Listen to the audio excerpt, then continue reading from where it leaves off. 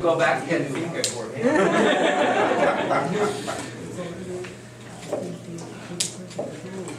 Yeah, we want you back with 10 fingers on all your hair. Another thing I want to talk about, Shipaku, scale juniper, Sierra juniper, this is Western, and California juniper. A lot of information you get. Most of the time I've seen people who got juniper. The technique of training the tree, people are taught to focus on pinching them. That's the wrong thing to do. I hate to say that. I go against most people. Can you repeat that? You don't pinch the tree. You don't pinch the tree. Tree need, this is the logic. Tree need new leaves to grow. Need new foliage. You take the new foliage out, what you left with, old. The old foliage doesn't do much for the tree in the long run.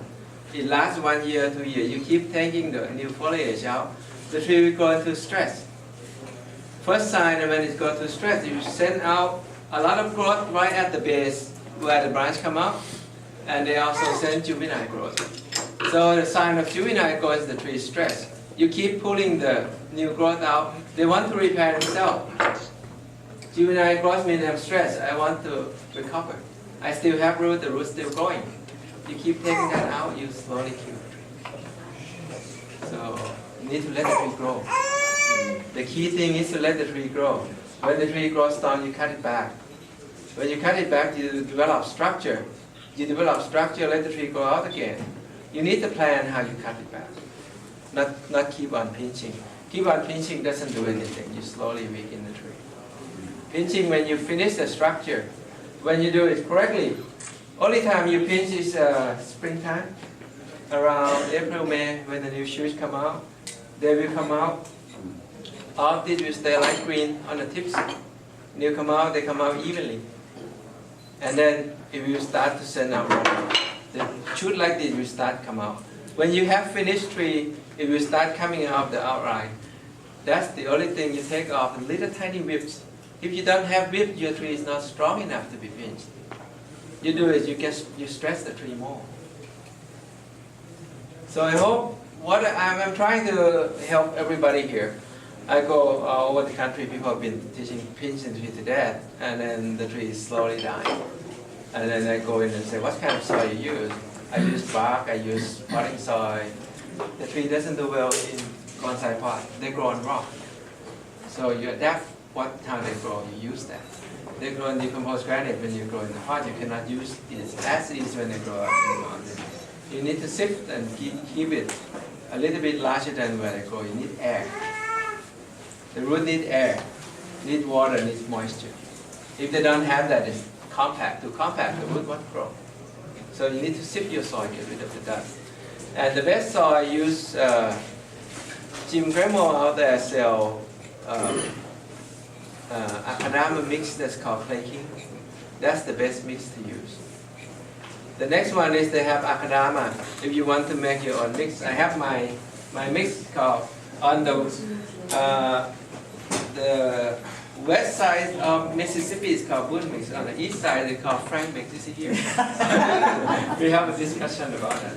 He's the only person I've been in bonsai 20 years, the only person who come up with the same mix that I use. I use Akadama, lava, and pumice, 3 ingredients. Keep it basic. And he called me up. And I told him what kind of soil you use. And he said, he told me what he used. He said, he heard about me from his friend, but he come up with this mix before I met him. I was impressed. And then he said, can you come work with me? And asked him what kind of soil he used. And then I said, if you don't use that, I probably will not work with you. This is part of my business. When somebody wants to work with me, they have to change the soil first. If you don't change the soil, the roots doesn't grow well, the roots stay weak, the tree will not grow. And whatever we do to the tree will be stressful for the tree. The tree is weak, you do all kind of work, you end up making the tree weaker and then end up can kill the tree. Yeah. So if I've been told that on a collected tree, using 100% pumice sifted and cleaned is the best medium you can put in your tree. why would you, if that were the case, why would you change that somewhere along the line? To slow down the growth?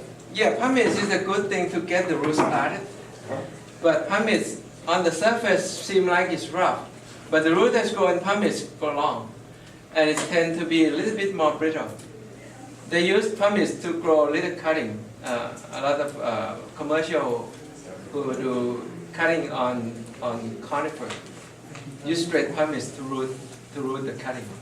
But in the long run, the feeder roots and the soil, the other soil will help holding more fertilizer and give it a little bit more moisture to a certain part of it. Pumice is porous, but when you use the larger size, it tends to dry a little bit faster. So lava and akadama hold a little bit more water and is released. The root growing there is split. You get more feeder root in akadama. And they talk about the, what is that? Cation exchange. Cation exchange. So they say clay has more cation exchange, so it holds more fertilizer. So it releases and holds a little bit more fertilizer than just pumice alone.